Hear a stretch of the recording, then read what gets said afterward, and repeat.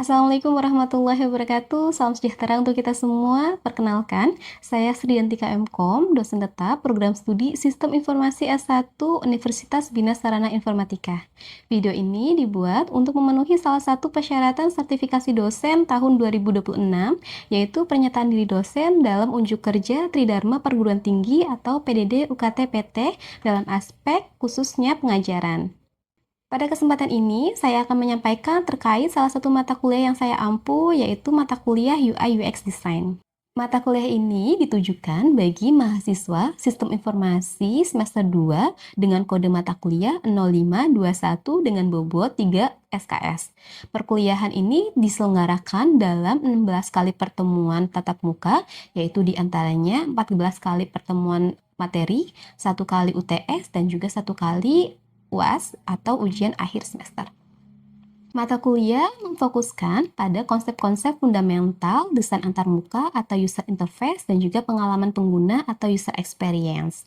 Kemudian, mahasiswa di sini akan mempelajari prinsip-prinsip dasar, pedoman, serta perancangan yang berorientasi pada pengguna untuk menghasilkan produk digital yang efektif, efisien, dan juga mudah digunakan. Pembahasan mencangkup tahapan desain UX mulai dari memahami kebutuhan pengguna, menyusun user persona, user journey, information architecture, kemudian juga membuat wireframe, kemudian membuat mockup dan juga prototype hingga nantinya melalui evaluasi usability testing. Dengan pendekatan tersebut, mahasiswa diharapkan mampu merancang antarmuka pengguna atau user interface yang intuitif, yaitu menarik secara visual dan juga memberikan pengalaman pengguna atau user experience yang optimal dan juga user friendly.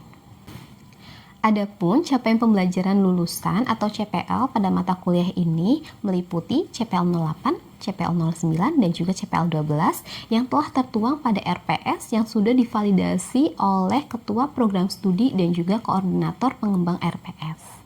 Capaian pembelajaran mata kuliah CPMK antara lain CPMK 08.2 yaitu mampu mengimplementasikan desain grafis, struktur data, algoritma, dasar-dasar sistem komputasi, serta sistem operasi dan jaringan pada studi kasus. Kemudian CPMK 09.2 mampu menjelaskan konsep desain grafis, struktur data, algoritma, dasar-dasar sistem komputasi, serta sistem operasi dan jaringan.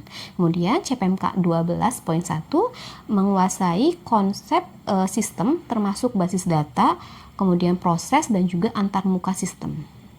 Untuk mendukung tercapainya capaian pembelajaran tersebut, proses perkuliahan akan menggunakan sistem pembelajaran dia yaitu diskusi, implementasi, dan assessment. Melalui tahap diskusi, di sini mahasiswa akan diajak untuk memahami konsep-konsep UI UX, menganalisis studi kasus, kemudian serta bertukar gagasan mengenai permasalahan yang sering terjadi atau ditemui dalam perancangan antarmuka. Selanjutnya, pada tahap implementasi, mahasiswa akan menerapkan teori yang telah dipelajari melalui berbagai praktik dan proyek seperti menyusun user persona, membuat wireframe, mockup, dan juga prototype menggunakan perangkat lunak design. Terakhir, pada tahap assessment, mahasiswa akan memperoleh penilaian berdasarkan partisipasi diskusi, kemudian penyelesaian tugas, proyek, presentasi, serta hasil ujian tengah semester atau UTS dan juga ujian akhir semester atau UAS-nya. Oke, berikut akan ditampilkan video pembelajaran di kelas untuk mata kuliah UI UX. Selamat menonton dan belajar. Assalamualaikum warahmatullahi wabarakatuh.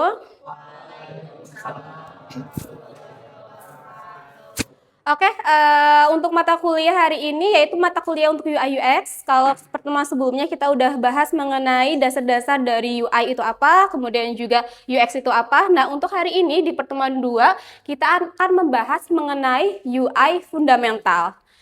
Oke, sebelumnya ada yang tahu tentang UI fundamental di mata kuliah sebelumnya? Udah pernah dibahas atau belum? Belum? Oke, berarti hari ini ya baru kalian tahu ya. Oke, jadi si UI fundamental adalah dasar-dasar dalam merancang tampilan antarmuka website atau aplikasi yang akan kita buat. Jadi di sini untuk dasar-dasarnya yang akan kita bahas hari ini itu ada 3. Yang pertama ada desain dasar, kemudian ada elemen, dan juga ada pattern. Untuk desain dasar di sini itu adalah prinsip-prinsip desain termasuk keseimbangan, tatanan, proporsi, dan kontras untuk menciptakan tampilan visual web kita agar lebih menarik dan juga mudah digunakan oleh si penggunanya. Kemudian ada elemen, elemen itu kayak semisal tombol, icon, kemudian ada animasi dan lain sebagainya, itu dapat dikategorikan sebagai elemen. Kemudian untuk pattern, pattern itu merupakan pola.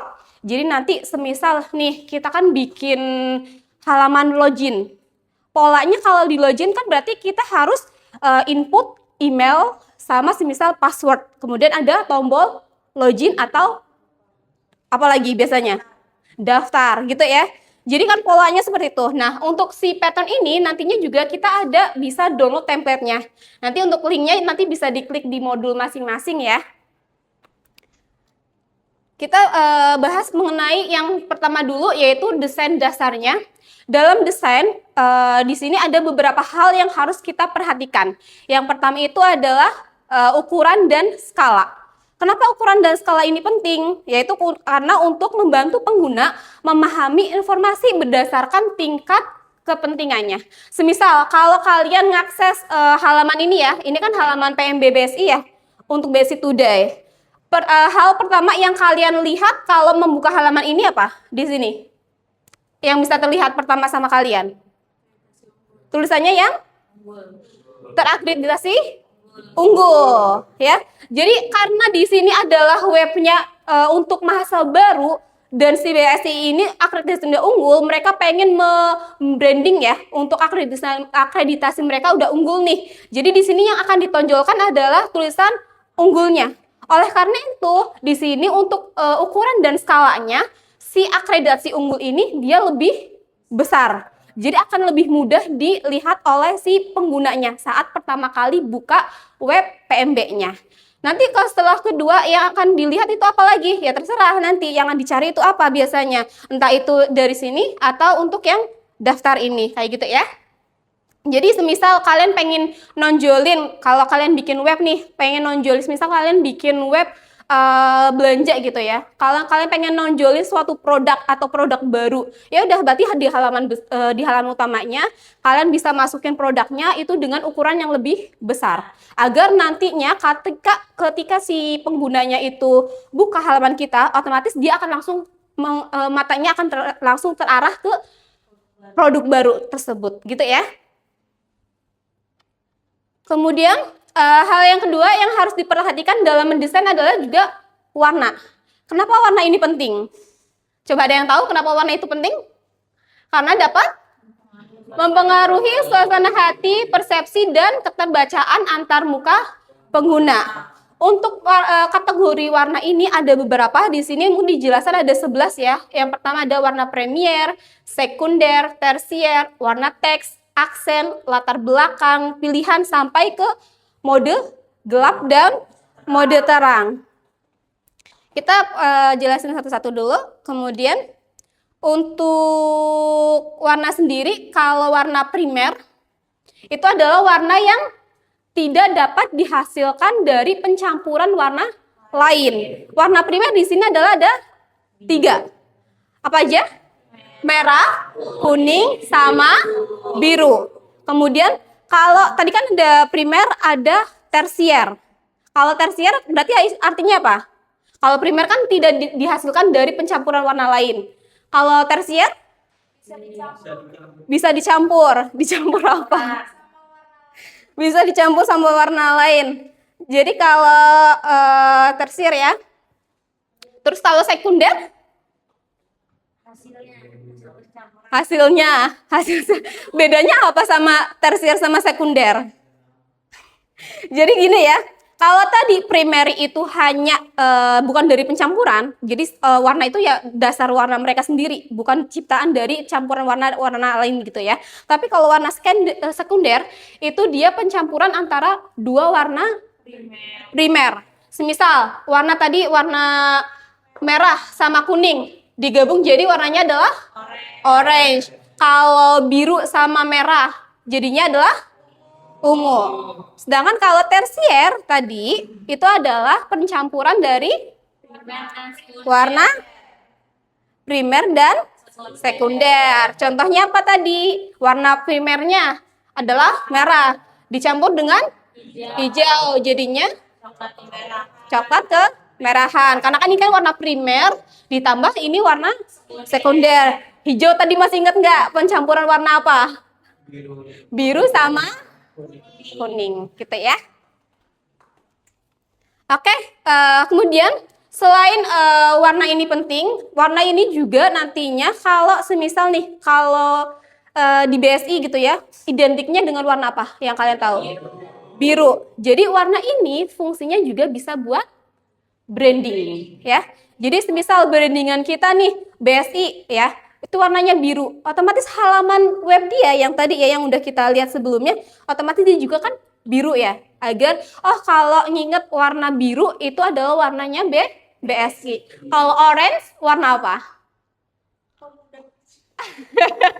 Udah. Kalau kita belanja di toko orange kan di sana kayak gitu ya. Identiknya dengan apa?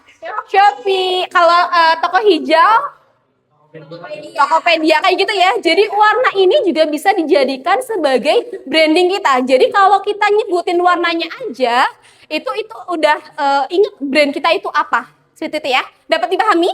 Dapat. Kalau semisal kendaraan yang warnanya hijau, aplikasi kendaraan yang warna hijau, Gojek Grab warnanya sama ya. Terus di sini desain dasarnya lagi yang harus kita perhatikan adalah tipografi. Apa itu tipografi? Tipografi adalah pemilihan jenis huruf yang tepat, ukuran, dan penataan teks mempengaruhi kejelasan pesan dan kepuasan pengguna. Semisal kalian kalau buat laporan, milih teks, jenis teksnya ada ditentukan nggak?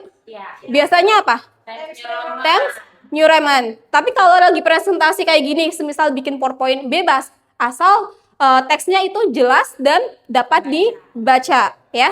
Tapi nanti mungkin tergantung aturan ya. Kalau pembuatan laporan juga kayak skripsi gitu ya. Nantinya juga kalian ada mungkin aturan atau rules yang udah ditentukan sama perguruan tinggi kalian masing-masing, yaitu di BSI ya. Kalau di BSI itu berarti ya udah Times New Roman kalau di skripsi seperti itu.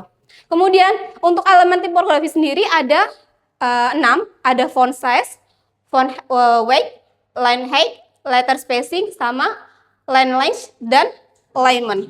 Kalau font size artinya ukuran font. Jadi ukuran tulisannya. Berarti kalau ukuran font berarti apa aja pilihannya?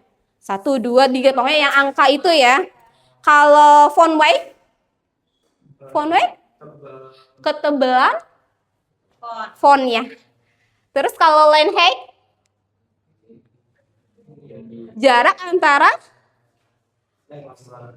teksnya. Jadi antara teks yang di sini sama yang di sini. Kemudian kalau letter spacing, jarak spasi antara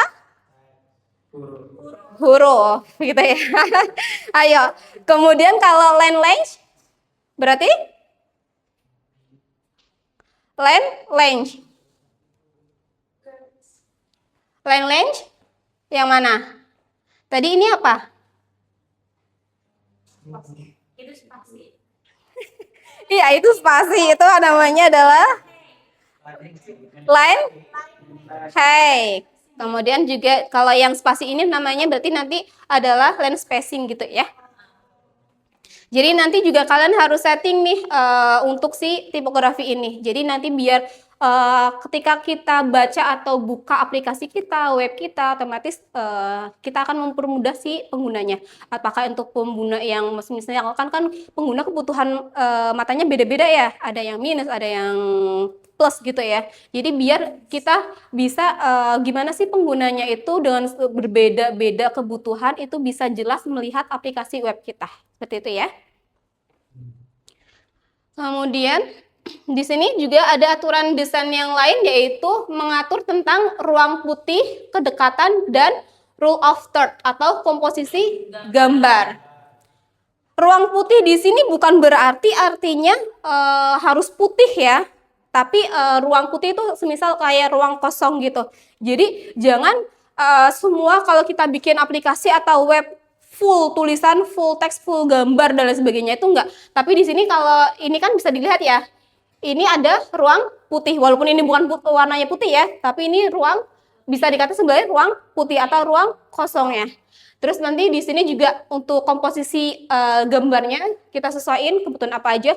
Jangan mentang-mentang maksudnya biar lebih menarik gitu. Jadi isinya gambar semua, enggak gitu ya. Jadi nanti kalau full gambar juga loadingnya akan lama, akan berat sistemnya. Jadi nanti juga akan membuat UX kita atau user experience-nya penggunaan aplikasi kita juga akan jelek gitu ya. Terus juga untuk komposisinya juga udah pas ya. Semisal di sini cuma menampilkan semisal halaman apa sih ini, terus juga karena ini halaman login, berarti ya udah tadi ada isi, kalau ini halaman mahasiswa ya mahasiswa kalian, ada isi NIM sama password, terus juga ada autentifikasinya, kemudian ada klik masuk gitu ya. Kemudian tadi untuk desain dasarnya ya, ini untuk elemen. Elemen ini ada kayak icon, tombol, kemudian juga ada animasi dan lain sebagainya. Kalau di sini, icon di sini fungsinya adalah membantu pengguna memahami dan berinteraksi dengan antarmuka pengguna dengan cara yang lebih visual dan intuitif. Semisal kayak kalau di login kan biasanya ada email ya, berarti nanti ada icon gambar emailnya kecil ya kan. Otomatis kita walaupun nggak tahu harus isi apa, kalau ada gambar email ya berarti kita akan tahu, oh di kolom tersebut kita harus mengisi email. Kalau gambarnya kunci, berarti kita harus isi password, seperti itu ya. Jadi lebih memudahkan si penggunanya tanpa harus lihat panduan atau buku panduan gitu ya, harus buka dulu. Ini caranya pemakaiannya seperti apa, pengisiannya seperti apa. Jadi si penggunanya udah langsung tahu cara penggunaan web kita kayak gitu. Kemudian di sini ada ilustrasi dan animasi, yaitu gambar yang visual yang diciptakan untuk melengkapi dan memperkaya desain interface. Jadi semisal nih, contohnya ya gini. Kalau kalian pernah dengar yang 4 kalau buka web tulisannya 404, pernah nggak kondisi kayak gitu? Biasanya kenapa? Errornya kenapa? Nggak ada sinyal. Biasanya adalah antara itu server atau URL kita yang bermasalah. Jadi, oh kalau udah 404 atau gambar kayak gini berarti error. Kita harus cari tahu kendalanya ada di mana. Jadi nggak ditungguin aja gambar kayak gini, nggak mungkin ditungguin, selesai nggak? Enggak kan? Tetap akan seperti ini. Jadi kita harus cari solusinya. Entah itu tadi ya server atau URL-nya. Kemudian kalau kalian pernah pesan Gojek atau Grab atau apa kan? Biasanya kan di situ ada visualisasinya ya. Ada apa sih namanya untuk ada route-nya biar tahu oh si abangnya udah sampai mana nih. Kan biasanya kita bisa lihat di situ, oh udah sampai sini, udah paling tinggal 2 menit lagi atau berapa menit lagi udah deket gitu ya. Bisa kita pantau dari visualisasinya. Jadi lebih memudahkan si penggunanya. Kemudian kalau gambar kayak gini, ini berarti masih loading. Kalau kayak gini, suaranya nggak ada. Kali ini suaranya besar ya, udah ada suaranya gitu ya, tanpa dijelaskan kalian udah tahu kan maksudnya kalau gambar seperti ini artinya apa ya. Itu gunanya dari visualisasi gitu ya. Kemudian untuk pattern di sini adalah pola desain antarmuka yang sering digunakan untuk menyelesaikan masalah umum dalam interaksi pengguna dengan menggunakan UI pattern ini. Pengguna lebih dapat memahami cara menggunakan aplikasi kayak tadi ya. Pas awal saya jelasin kalau mau bikin login form polanya seperti apa ya, polanya yang harus ada form, ada kolom untuk isi. Misal kalau tadi login my best gitu ya, ya udah ada kolom untuk isi NIM, kemudian ada isi password, kemudian ada autentifikasinya untuk kode keamanannya dan lain sebagainya. Itu nanti polanya itu udah ada. Nanti bisa kalian download di link yang sebelumnya. Atau kalau kalian mau bereksperimen buat sendiri juga dipersilahkan kayak gitu ya. Asalkan nantinya tidak membingungkan si penggunanya gitu ya. Ini contoh pola yang tersedia tadi ya di link yang udah kita download. Ini tampilannya kayak gini untuk pola dia. Kalau misal ini untuk loginnya, ini untuk daftarnya. Jadi nanti kalian tinggal pasang aja langsung untuk patternnya. Jadi udah tersedia. Biar kalian itu nggak usah ngepola-pola lagi, nge-nyeting lagi seperti apa sih yang pola yang harus dipakai di web kalian, dibangun di web kalian seperti itu. Oke, paling untuk materi hari ini sampai di pattern ini. Ada yang mau ditanyakan dulu untuk sebelum saya lanjut? Ada? Boleh, siapa? Devi, Oke, Devi, silakan. aku mau nanya Bu, untuk di perkuliahan ini tuh ada tools yang digunakan untuk membuat UI atau tampilan aplikasi sistemnya nggak, Bu? Oke, Devi ya. Jadi nanti di next pertemuan, karena ini kan kita nggak cuma materi aja ya, sebenarnya ini ada prakteknya juga. Jadi nanti kita juga akan coba membuat UI-nya langsung, yaitu menggunakan aplikasi Figma. Jadi nanti untuk next pertemuan kalian bisa coba-coba dulu, mungkin di rumah dulu, nanti biar nanti di next pertemuan udah lancar menggunakannya. Jadi nanti ada ya aplikasinya namanya Figma ya. Nanti itu udah open source, udah bisa dipakai. Biasanya kita itu yang banyak umum digunain sih. Dan di pertemuan ini kita akan pakai yang itu ya. Oke, ada lagi? Cukup? Oke, kalau cukup mungkin ada satu kalimat ya. Jadi kita kalau sebagai UI designer gitu ya, ini yang harus kita terapin gitu ya. Kita itu bukan cuma ngedesain aplikasi, tapi kita itu lagi ngerancang pengalaman si penggunanya agar lebih mudah diingat. Jadi kalau penggunanya puas terhadap aplikasi kita, otomatis kan kepuasan tersendiri buat si membuatnya. Seperti itu ya. Oke, untuk pertemuan hari, oh ya jangan lupa untuk absen dahulu di MyBase masing-masing sambil saya cek ya.